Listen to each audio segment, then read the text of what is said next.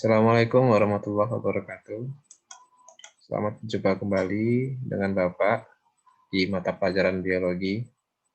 Sebelum kita memulai pelajaran pada hari ini, Bapak harap kalian tidak lupa untuk menuliskan absen terlebih dahulu, karena itu akan menjadi penilaian. Yang kedua, sebelum kita memulai pelajaran pada hari ini, marilah kita bersama-sama berdoa terlebih dahulu. Berdoa dipersilahkan. Berdoa selesai.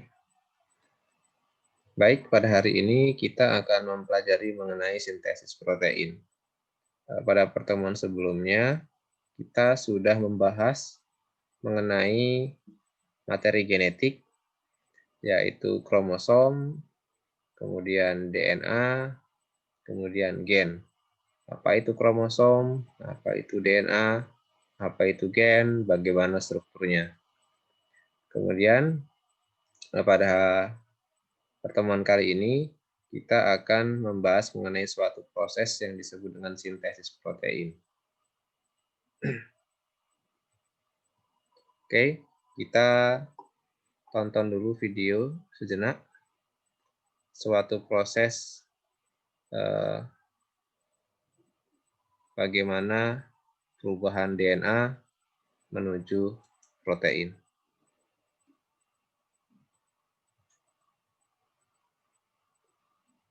Here is a cell, the basic unit of all living tissue. In most human cells, there is a structure called the nucleus. The nucleus contains the genome. In humans, the genome is split between 23 pairs of chromosomes. Each chromosome contains a long strand of DNA, tightly packaged around proteins called histones. Within the DNA are sections called genes. These genes contain the instructions for making proteins. When a gene is switched on, an enzyme called RNA polymerase attaches to the start of the gene. It moves along the DNA, making a strand of messenger RNA out of free bases in the nucleus. The DNA code determines the order in which the free bases are added to the messenger RNA. This process is called transcription. Before the messenger RNA can be used as a template for the production of proteins, it needs to be processed. This involves removing and adding sections of RNA. The messenger RNA then moves out of the nucleus into the cytoplasm.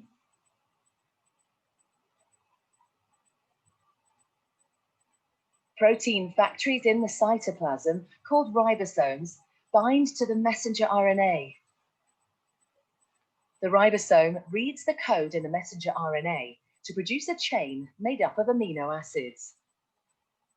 There are 20 different types of amino acid. Transfer RNA molecules carry the amino acids to the ribosome. The messenger RNA is read 3 bases at a time. As each triplet is read, a transfer RNA delivers the corresponding amino acid. This is added to a growing chain of amino acids.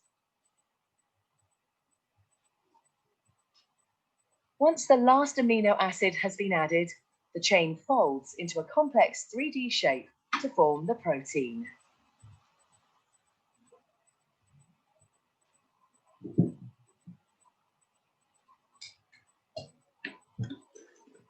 Oke, barusan itu adalah proses sederhana bagaimana proses sintesis protein terjadi.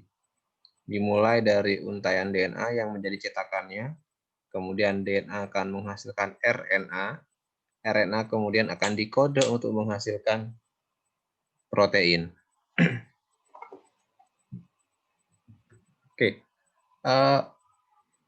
mengapa proses ini penting? Mengapa sintesis protein ini penting? Pada dasarnya, makhluk hidup itu 50% tubuhnya jika dalam kondisi berat kering, terdiri atas protein. Hampir semua struktur tubuh makhluk hidup itu tersusun oleh protein, sehingga protein sangat penting. Karena ada protein yang berfungsi sebagai struktural, ada protein yang berfungsi sebagai enzimatis, ada protein yang berfungsi sebagai hormon, ada protein yang berfungsi sebagai organ regulator, dan ada protein yang berfungsi sebagai alat untuk sirkulasi. Sehingga protein ini begitu pentingnya, maka proses ini sangat vital bagi makhluk hidup. Sebelum kita masuk ke dalam proses sintesis protein secara detail, kita lihat di slide tayangan ada dua jenis sel. Sel pertama itu adalah sel prokariotik, itu sebelah kiri, dan sel kedua adalah sel eukariotik sebelah kanan. Kita akan membahas mengenai sintesis protein yang terjadi pada sel eukariotik. Tapi pada sel prokariotik juga terjadi proses sintesis protein. Hanya bedanya, karena sel eukariotik itu memiliki membran inti, maka tahapan sintesis protein terjadi di dua tempat. Yang pertama terjadi di dalam inti, di dalam nukleoplasma, yang disebut dengan transkripsi, menghasilkan mRNA. Kemudian mRNA keluar dari inti sel menuju sitoplasma. Di sitoplasma ada ribosom, kemudian di sitoplasma terjadi proses pembentukan protein dengan bantuan ribosom yang disebut dengan translasi. Artinya, proses sintesis protein di sel eukariotik itu terjadi di dua tempat. Tidak terjadi secara bersamaan. Bedanya untuk sel prokariotik, karena sel prokariotik tidak memiliki membran inti, maka saat suatu untai DNA ditranskripsi membentuk mRNA, maka mRNA langsung ditranslasi. Jadi proses transkripsi sedang berjalan, translasi langsung mengikuti di belakangnya. Jadi terjadi secara bersamaan. Ketika transkripsi berjalan atau berlangsung, translasi juga berlangsung. Itu perbedaan antara proses sintesis protein di sel prokariotik dengan sel eukariotik. Nah, yang kita bahas adalah proses sintesis protein yang terjadi di sel eukariotik. Jadi secara gambaran umum ada dua tahapan. Yang pertama disebut dengan transkripsi, yang kedua translasi. Transkripsi terjadi di dalam inti, translasi terjadi di sitoplasma. Oke, tahapan sintesis protein seperti yang tadi Bapak bahas ada dua. Yang pertama, transkripsi. Transkripsi terjadi di dalam nukleus. Transkripsi adalah proses perubahan, bukan perubahan, tapi lebih tepatnya proses pengkodean, di mana DNA itu akan membentuk mRNA atau messenger RNA. mRNA yang terbentuk di dalam nukleus kemudian akan keluar menuju sitoplasma, sehingga tahap selanjutnya dari sintesis protein ada translasi, di mana mRNA itu akan diterjemahkan oleh ribosom menjadi polipeptida atau protein. Sehingga para ahli biologi mencoba untuk menjelaskan hubungan antara materi-materi genetik yang ada di dalam suatu sel dengan suatu teori atau dogma yang disebut dengan dogma sentral biologi, dimulai dari DNA, karena DNA adalah materi genetik utama, DNA menjadi RNA, RNA menjadi protein. Nah, tahapan dari DNA menuju ke arah kanan, ini disebut dengan sintesis protein. Jadi ada DNA menjadi RNA, ini adalah transkripsi terjadi di dalam sel, RNA menjadi protein, ini ada translasi terjadi di luar inti sel. Sedangkan dari DNA ke arah kiri, ini adalah proses penggandaan DNA atau disebut dengan replikasi DNA. Sehingga dalam satu kita sebutnya rumusan ada dua teori. Yang pertama adalah sintesis protein, yang kedua adalah replikasi DNA. Ya, ini disebut dengan dogma sentral biologi. Oke, sekarang kita bahas mengenai sintesis protein. Tahapan pertama dalam sintesis protein, transkripsi. Transkripsi adalah proses pencetakan RNA oleh DNA. Jadi bukan DNA yang kemudian terpotong kemudian keluar dari kromosom, tapi DNA itu mencetak. Jadi DNA itu cetakannya, RNA itu hasil cetakannya. Transkripsi terjadi di dalam nukleus. Proses transkripsi terdiri atas 3 tahapan. Yang pertama disebut dengan inisiasi atau permulaan transkripsi. Yang kedua adalah elongasi atau pemanjangan rantai RNA. Yang ketiga adalah terminasi atau pengakhiran transkripsi. Nah, sekarang kita bahas secara detail.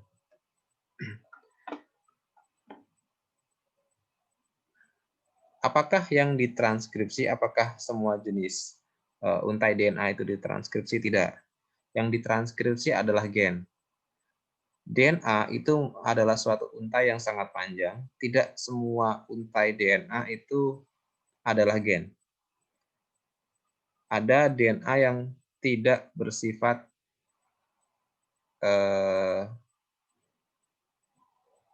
bisa ditranskripsi atau disebut dengan DNA sampah. Jadi tidak semua segmen DNA itu adalah gen. Sehingga gen itu seperti kalian bisa lihat di gambar, segmennya tidak kemudian menyatu dari ujung ke ujung menjadi satu untai gen, tapi ada gen satu. Nah, ini ada DNA yang bukan gen, ada gen, ada DNA yang bukan gen, ada gen lagi. Jadi yang ditranskripsi adalah gen yang merupakan suatu sifat. Kemudian ketika DNA kita untai, ada dua, kita buka, ya, ada dua untai DNA. Ada DNA pertama, ada DNA kedua. Untai pertama dan untai kedua. Apakah kemudian ini semuanya ditranskripsi atau menjadi cetakan untuk proses sintesis protein? Tidak. Jadi dalam untai DNA, ada untai yang bersifat sebagai cetakan, ada untai yang tidak bersifat sebagai cetakan. Untai yang bersifat sebagai cetakan itu disebut dengan template. Jadi ada dua untai, atas dan bawah misalkan. Maka ada yang bersifat sebagai cetakan, ada yang bersifat sebagai bukan cetakan. Yang bersifat sebagai cetakan disebut dengan DNA strand atau template. Atau ada yang menyebutnya sebagai sense. Nah, inilah yang kemudian akan dicetak atau ditranskrip menjadi mRNA. Bagaimana rumusnya? Karena RNA juga terdiri oleh basa nitrogen, maka ada perubahan basa nitrogen DNA menjadi basa nitrogen RNA. Bisa kalian lihat, ini adalah DNA yang dicetak menjadi cetakan. Sedangkan ini ada hasil cetakannya. Apakah basa nitrogennya sama? Ternyata berbeda. Lalu bagaimana rumusnya? Kalau saya menyebutnya dengan rumus seperti ini, AUTAGC. Gampangnya ya kalau saya menyebutnya dengan autan, di mana adenin jadi urasil, timin menjadi adenin, kemudian guanin menjadi sitosin, dan sebaliknya, sitosin menjadi guanin. A, U, C, G, C, G, A, U, A, U, A, U, C, G, dan seterusnya T menjadi A, sesuai dengan rumus ini. Dan setiap 3 basa nitrogen pada mRNA, ini disebut dengan kodon. 3 yang pertama, kodon pertama. 3 yang kedua, disebut kodon kedua. Karena satu asam amino itu nanti akan dikode oleh 3 basa nitrogen, yang disebut dengan satu kodon. Oke, kita lanjut. Tahapan transkripsi tadi di awal sudah dijelaskan ada inisiasi, elongasi, dan terminasi. Nah, sekarang kita lihat di sini ada untai DNA. Ini ada untai DNA di mana ini berupa cetakan. Di mana yang menjadi cetakan? Ada dua untai, atas dan bawah. Proses transkripsi itu dibantu oleh suatu enzim, namanya adalah RNA polimerase. Jangan sampai lupa. Proses transkripsi itu dibantu oleh suatu enzim, namanya RNA polimerase. RNA polimerase, kalau kamu lihat di gambar, ada di sebelah kiri. Maka dia akan berjalan ke arah kanan. Nah, sifat dari RNA polimerase itu unik. Kenapa saya bilang unik? Karena RNA polimerase itu hanya bisa mentranskrip atau mencetak mRNA dari suatu cetakan, di mana cetakannya itu hanya bisa dari arah 3 absen ke 5 absen. Itu keunikannya. Jadi kalau kita melihat ada dua untai DNA di layar, yang pertama di atas itu arahnya 5 absen ke 3 absen, yang bawah itu 3 absen ke 5 absen. Maka kalau kita melihat dari arah pergerakan dari RNA polimerase yang ke arah kanan, maka yang dicetak adalah yang untai yang bawah. Karena RNA polimerase itu hanya bisa mencetak mRNA dari arah 3 absen ke 5 absen. Nah, inilah yang kemudian menjadi cetakan mRNA. Baru terbentuklah mRNA. Nah, mRNA yang terbentuk itu memiliki ujung yang berbeda dengan cetakannya. Jika cetakannya memiliki arah 3 absen ke 5 absen, atau ujung 3 absen ke 5 absen, maka hasil cetakannya atau RNA polimerase RNA-nya adalah 5 absen ke 3 absen. Nah, ini cetakannya 3 absen, 5 absen, hasil cetakannya 5 absen ke 3 absen.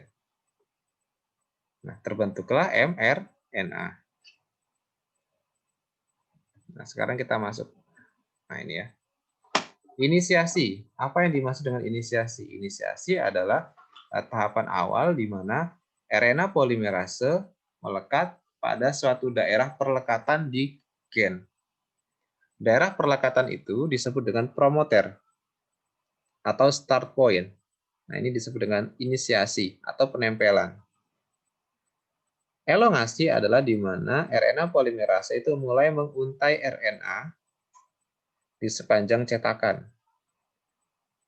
Terminasi adalah RNA polimerase melepaskan dari cetakan, di mana RNA hasil transkripsi itu sudah lengkap dicetak.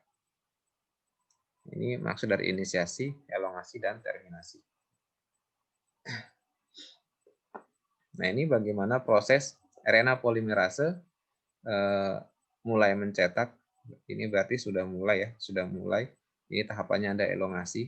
Kalau kita lihat ada dua untai DNA yang digambarkan di atas dan di bawah, di mana yang di bawah ini yang menjadi cetakan. Berarti yang di bawah ini adalah template yang arahnya 3 absen ke 5 absen. Kita bisa melihat di sini dipasang-pasangkan ya. Jadi RNA itu dipasang-pasangkan. Jadi RNA itu adalah komplementer atau pelengkap pasangan. Jadi kalau DNA itu kan harus berpasangan basa nitrogennya. Maka RNA itu adalah pelengkap pasangan dari cetakan DNA. A, T ya, A ya, ini harusnya bukan E ya. U harusnya, U, G. Oh, ini salah ini.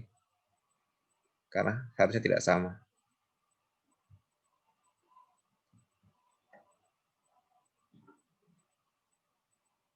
Berikutnya adalah translasi. Translasi itu adalah penerjemahan mRNA tadi menjadi protein. Ada 3 jenis RNA. Yang pertama mRNA atau messenger RNA, yang kedua tRNA atau transfer RNA, yang ketiga adalah rRNA atau ribosomal RNA. Yang diterjemahkan yang mana? Yang diterjemahkan adalah mRNA yang tadi dihasilkan di dalam nukleus. tRNA itu adalah RNA yang membawa asam amino yang banyak tersebar di sitoplasma. Asam amino itu hanya ada 20 jenis. Nah, tRNA itu membawa ke 20 jenis asam amino tersebut, kemudian akan membawanya ke ribosom. Tergantung dari kodonnya. Jadi kodon itu adalah 3 basa nitrogen yang terdapat di mRNA yang menjadi kode untuk pembentukan protein atau asam amino yang dibawanya.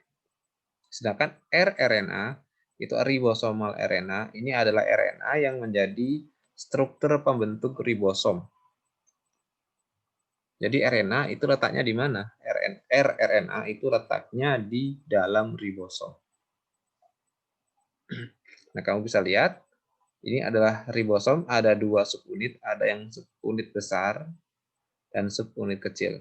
Nah, ini adalah mRNA, sedangkan yang 3 ini adalah tRNA, transfer RNA, di mana tRNA akan masuk ke dalam ribosom, membawa asam amino, kemudian asam aminonya itu kemudian akan dipasangkan dengan asam amino yang sudah ada di ribosom oleh tRNA sebelumnya. Jika sudah tersambung menjadi cukup panjang, maka tRNA akan lepas. Nah, di sini asam aminonya lepas. Nah, di dalam ribosom, selain ada ribosom subunit besar, ada ribosom subunit kecil. Nah, di dalam ribosom subunit besar, itu ada ruangan-ruangan, ada EPA, E ini adalah exit, ruangan exit tempat tRNA nanti akan lepas, P peptidil, di mana nanti asam amino akan teruntai menjadi polipeptida yang akan panjang, amino asil atau A site, di mana tRNA akan masuk ke dalam ribosom. Jadi tRNA masuk dalam ribosom di ruangan amino asil, bergeser ke P, kemudian bergeser ke E, kemudian keluar. Nah, ini bagaimana tRNA akan membuat untaian protein. Jadi tRNA ini kita lihat di tengah sudah ada tRNA dengan untai polipeptida yang cukup panjang. Berikutnya datanglah tRNA selanjutnya. Tek, nempel di sini ya. Kemudian asam aminonya ini akan lepas, menempel di sini. Setelah menempel, bergeser. Jadi ini nanti, saya ulangi lagi, asam amino yang panjang ini nanti kemudian akan lepas, nempel di sini, ya. Jadi yang di tengah tRNA-nya ini yang memiliki polipeptida cukup panjang nanti akan lepas, nempel di tRNA yang baru datang, jadi akan lebih panjang. Yang di tengah bergeser ke arah E, ruangan E, kemudian terlepas. Nah, ini tahapannya. Jadi proses translasi itu adalah proses penambahan asam amino yang ditambahkan ke satu persatu kepada asam amino sebelumnya. Ya. Jadi tRNA datang, kemudian ada 2 tRNA, asam amino pada ruangan P akan terlepas, kemudian menempel di tRNA yang baru datang, kemudian bergeser. Ya, bergeser. Yang tadi di ruangan P akan bergeser ke ruangan E yang tidak punya asam amino kembali, kemudian dia akan terlepas. Yang asam amino sebelumnya dia akan teruntai lebih panjang. Nah, ini tahapannya. Oke, terima kasih. Demikian adalah proses sintesis protein. Pada dasarnya sebenarnya sederhana. Sintesis protein adalah perubahan DNA yang kemudian menjadi RNA, yang kemudian RNA diterjemahkan menjadi protein. Tahapan sintesis protein itu terjadi di 2 tempat. Yang pertama di dalam inti sel yang disebut dengan translasi, yang kedua terjadi di luar, yang pertama tahapan yang terjadi di dalam sel yang disebut dengan transkripsi, yang kedua tahapan yang terjadi di luar sel yang disebut dengan translasi. Tahapan ini memiliki dua tujuan. Jika translasinya terjadi di sitoplasma, kita harus ingat bahwa ribosom itu ada di dua tempat di dalam sitoplasma. Ribosom yang pertama adalah ribosom yang bebas di dalam sitoplasma, ribosom kedua adalah ribosom yang menempel di retikulum endoplasma. Jika ribosom itu di sitoplasma, berarti hasil sintesis proteinnya nanti, hasil translasinya akan digunakan oleh sel itu sendiri, proteinnya. Tapi jika translasinya terjadi di ribosom yang menempel di retikulum endoplasma kasar, maka hasil sintesis proteinnya itu akan dikeluarkan dari dalam sel menuju ke suatu jaringan dalam bentuk enzim atau hormon atau lainnya. Baik, terima kasih atas perhatiannya. Mudah-mudahan bermanfaat. Bapak akhiri, Assalamualaikum warahmatullahi wabarakatuh.